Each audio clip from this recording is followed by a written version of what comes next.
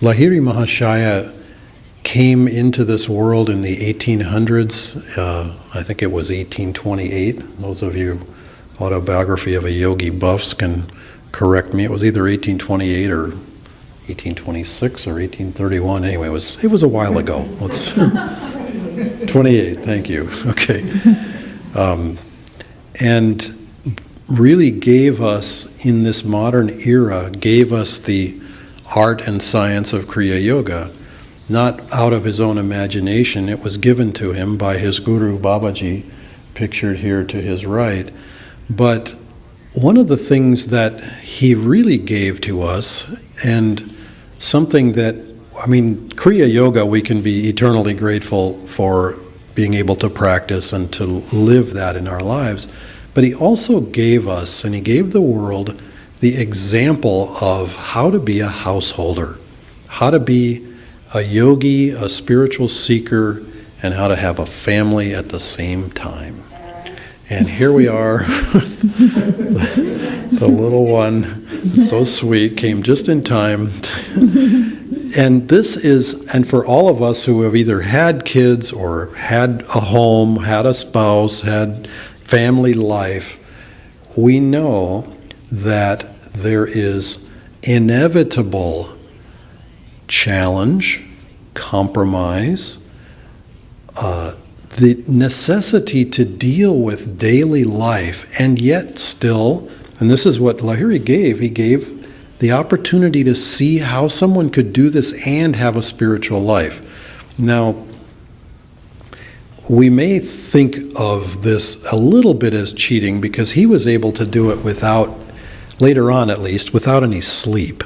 And which I suppose some of us here in the room have also had to do. We've also had to have family life with no sleep. But usually that is for a finite period of time. Usually that's just for a period of a few days, not like for weeks and years together, as it was with Lahiri. But he gave us the sense that life could be balanced. In India, as I suppose in many parts of the world, there was the assumption, and Nirmal and I noticed this when we lived there for about 9 years, recently up until the year 2012, we noticed that they would sort of group themselves into two categories. The category of the spiritual seeker, the single person, almost inevitably, or the householder. And they would say, oh, well, I'm a householder, as if to say, so of course, that means I can't have a spiritual life. That was the inevitable conclusion or the implication of that. And we would have to say, no. Lahiri came to give us the example of how to do it practically. He held a job. He had a modest salary. He did not climb the corporate ladder. In the mid-1800s, in British India, there was no corporate ladder to climb, I think we could safely say. But he held his job for decades in the accounting department of the British government. And a very simple work, a very simple role. It was not complicated. He had his family life when he came home from that work. He had bills to pay.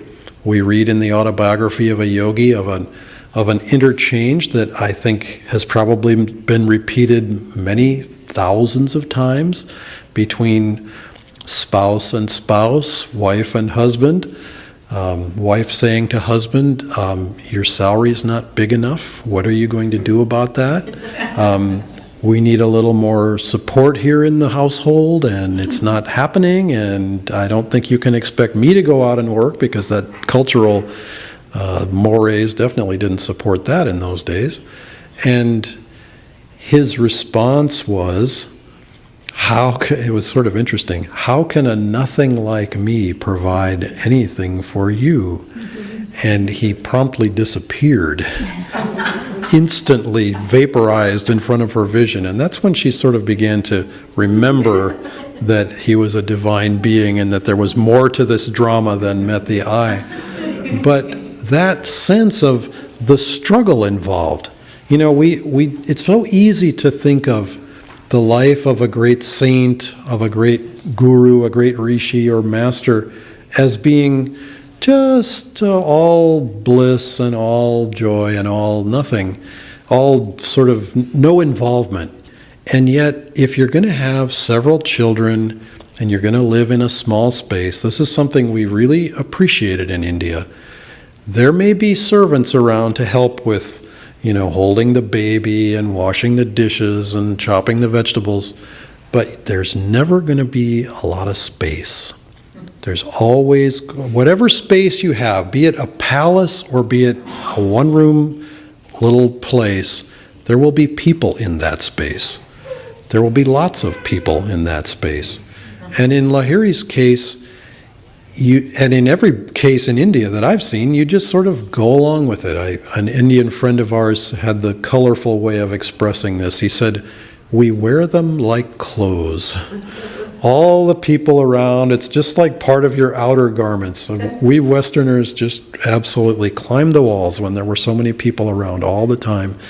But it rubs off the rough edges of the personality. Not that I think Lahiri needed a whole lot of rubbing off in that regard, but Lahiri had his own interesting challenge. And I don't just mean the paying the bills and dealing with the family realities. He had the chance, when he met his Guru Babaji, he had the chance after that Kriya initiation to spend a week in Samadhi. His Kriya initiation yielded him breathless ecstasy for a solid week, after which time he simply said, "So, assuming you're going to keep me here, right? You're not going to let me go back." And Babaji said, "No, your job in this lifetime, you've had your cave, you've had your solitary spiritual bliss. Now you have to go express that. Now you have to go serve the world. You have to have an active outward role to play in this world. You have to have a family. You have to show people that it's possible to have balance in this world." And he did. He left there. Never mind that he wanted to stay with his guru forever. Never mind that, they had this exalted way of life. He left there willingly, went back to Benares, settled in, and raised his family, and served the public. And that dynamic balance of serving the public, serving the family, was to follow him for the rest of that incarnation. And we, for our part, can take this blessing that we can be yogis in this world. We can be householders in this world. We can have a role to play in society and have a spiritual life, a very, very dynamic and deep spiritual life. It is not necessary to run away from it. It's not even desirable to run away from it. The important thing is to be where God places us, but to be there for Him, to be there as a service to others as well. And Lahiri gave us this beautiful example, and people were trickling in at all hours of the day and night, especially later on when he wasn't sleeping at all. He was in their little living room, which we never had the chance to go to Benares in our years in India, so I don't have personal experience of his living room, but I'm told it was quite small. And yet people were there at all hours, and yogis and saints tended to come in the wee hours of the night. They would drop in, meditate with him for a while, and then leave before dawn, before all the commotion started up again. It's the same size as my living room. Okay, very good. Oh, you were there on one of those, yeah, very good. Yeah, so it's can hold 15 or 20 people comfortably, type of thing, yeah. And he would have people there, sometimes more, sometimes less, obviously at 3 or 4 in the morning, probably not a huge crowd, but a very deep, he was able to give at a very, very deep level. And he started the movement of Kriya Yoga in this world, in this modern age, without a lot of push in terms of advertising or organization. Some of the disciples wanted to create an organization. He wouldn't allow it. He said it should go naturally. It should go by word of mouth. Now here we are in this day and age, and we have Facebook, and we have the internet, and we have endless ways to advertise and promote, and we do so fairly vigorously. But it wasn't his role or his time. He wasn't announcing that as something permanent and forever. He was just saying, let it be natural. Let people come to this themselves. Let them want it in their own ways and in their own time. And then when they take it, when they receive the initiation, when they practice, it will be from inside. It won't be because there's some force of organization around it. And organizations, spiritual organizations in India sometimes have a sort of a bad reputation because they try to frame truth. Really, any spiritual organization in the world creates a kind of an approximation of truth so that it can be disseminated out to the masses. But yet, even that is a service. And Lahiri gave us this blessing of Kriya coming into our world. He was able to bless Yogananda as a tiny baby on his mother's lap and say to her, this child will be a yogi, and he will, as a spiritual engine, he will carry many souls to God. And we see that playing out in our lives here in the West as well, because Master came to the West to spread these teachings at the blessing and behest of Babaji, and with the blessing of Lahiri as well. So feel this evening, as we do the flower ceremony now in a few moments, feel the blessing coming right here into this room. And more importantly, in a sense, coming into our hearts, that we can take that blessing with us in every step of our lives, in every day of our lives. That he didn't live long, long ago and far, far away, in a strange, exotic land, but that land lives in our hearts, that blessing lives in our hearts, and his presence lives in our hearts.